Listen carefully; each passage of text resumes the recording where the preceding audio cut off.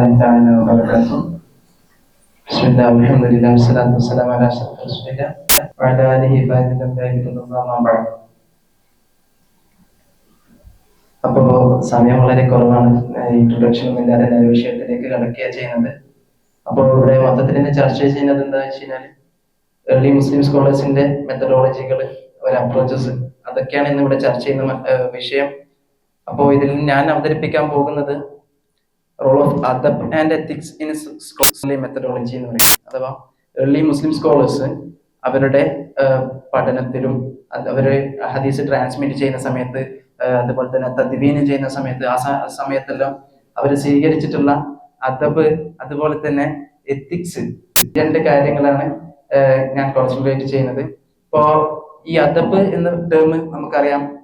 അദബിന് ബഹുമാനപ്പെട്ട ഇമാം അൽ-ഗസാലി ഇമാമും അതുപോലെ തന്നെ ഇസ്ഫഹാനി ഇമാമും അവര് അവരുടെ കാഴ്ചപ്പാടിൽ അദബിനെ കണ്ട രീതികൾ, അവരുടെ രീതികളിലൂടെ എല്ലാം ചർച്ച നീങ്ങും ഇൻഷാ അല്ലാഹ്. അതുപോലെ തന്നെ എത്തിക്സ് എന്ന് പറഞ്ഞു കഴിഞ്ഞാൽ എഴുതുന്നതിൽ അല്ലെങ്കിൽ ഒരു ഹദീസ് ഒരാളിൽ നിന്ന് സ്വീകരിക്കുന്ന സമയത്ത് ഉണ്ടാകുന്ന ആ സനദിന്റെ പ്രാധാന്യത, അങ്ങനത്തെ കാര്യങ്ങളിലുള്ള എത്തിക്സ് നേരെ വേർഡ് മീനിങ് ചെയ്യുന്ന ആ കാര്യം തന്നെ അത് ഇബ്നു ഖൽദൂൻ തന്റെ മുഖദ്ദിമയിൽ പരാമർശിച്ച ആ ഒരു രീതിയിലാണ് ഇൻഷാ അല്ലാഹ് ചർച്ച പോകുന്നത്. അപ്പൊ നേരെ വിഷയത്തിലേക്ക് കിടക്കാം.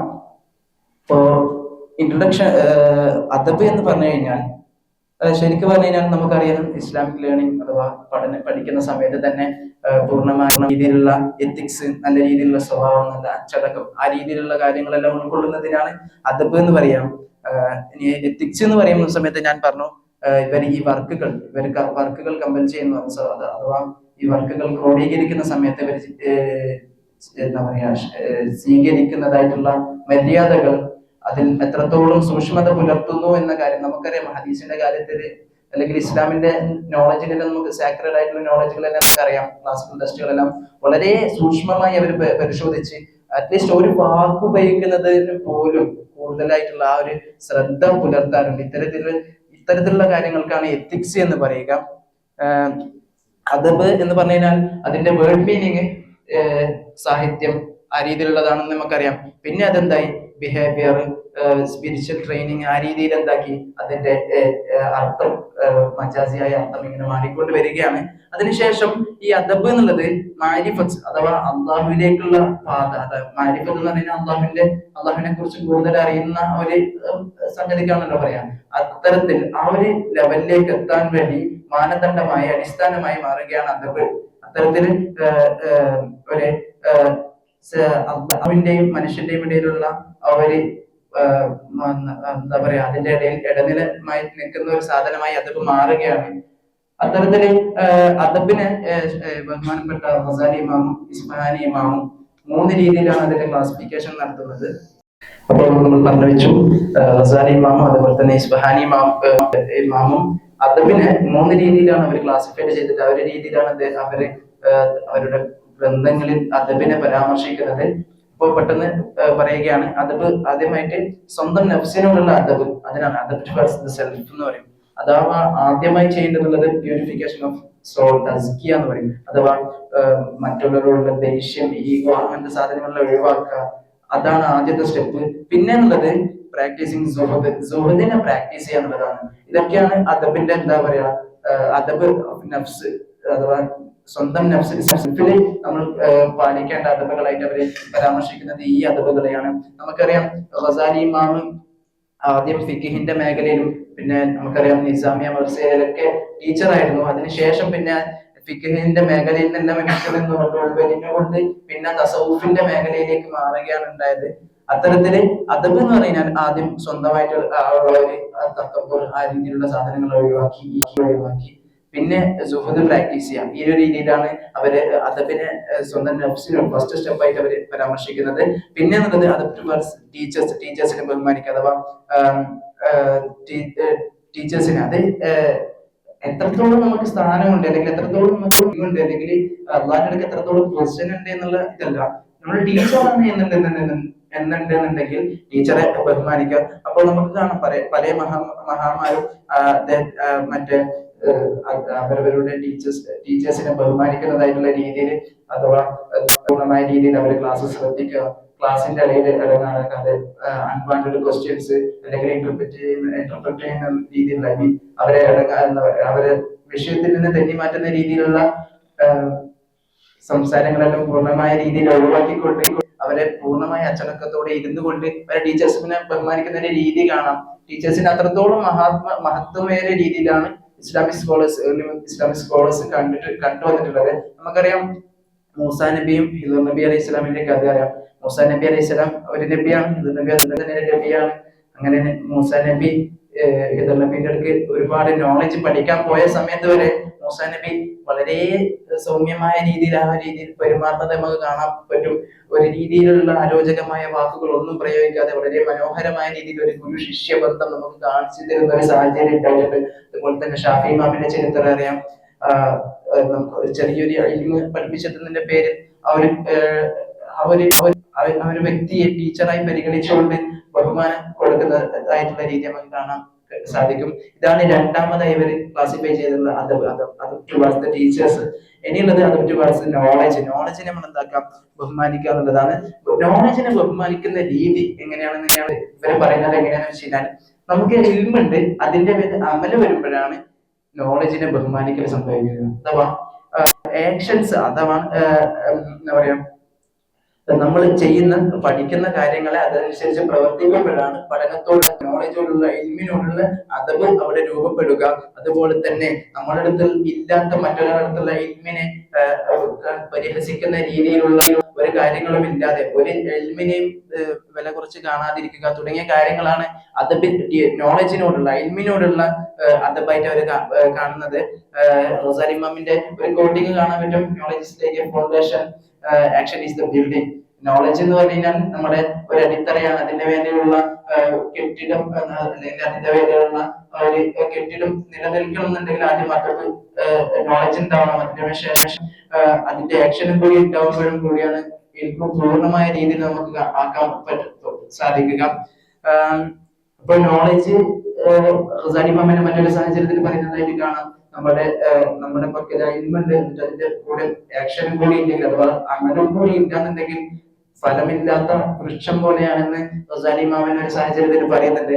അത്തരത്തിൽ ഇൽമിനോടുള്ള അതബ് എന്ന് പറഞ്ഞു കഴിഞ്ഞാൽ ഇൽമിനോട് കൂടെ അമലും കൂടി ഉണ്ടാകുക എന്ന രീതിയിലാണ് അവർ അതബിനെ പരാമർശിക്കുന്നത്. ഇത്തരത്തിലായിരുന്നു ഏർലി മുസ്ലിം സ്കോളേഴ്സ് അവരുടെ ടീച്ചേഴ്സുമായും സ്വന്തം നഫ്സിനോടുള്ള അതുപോലെ തന്നെ നോളജിനോടുള്ള അതബ് കാണിച്ചിട്ടുണ്ടായിരുന്നത്. ഇനി എത്തിക്സിലേക്ക് കടക്കാം. എത്തിക്സ് എന്ന് പറഞ്ഞാൽ ബഹുമാനപ്പെട്ട ഇബ്നു ഹൽദൂൻ അദ്ദേഹത്തിന്റെ മുഖദ്ദമയിൽ പരാമർശിച്ച കാര്യങ്ങളാണ് ഇവിടെ ചർച്ച ചെയ്യുന്നത്.